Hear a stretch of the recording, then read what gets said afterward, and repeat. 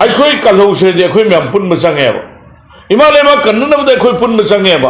अदो अखोई की इरमदम से लेत्रकांदा राजनीतिक ऑफिस लिंबा फिरान युंबा इलेक्शन थेंगनबा दिस एंड दैट अखोई की कांग्रेस ने इलेक्शन तौरसी कान हारिसे अखोई दी मसे तसेंग हारगदे मसे याम इलेक्शन याम पांबा अदो पावर याम इगर होइबा नाउर पावर इगर होरगा नाउरबा पॉलिटिकल पार्टी ने ना लौनिगे अदुगा अखोई की मीगी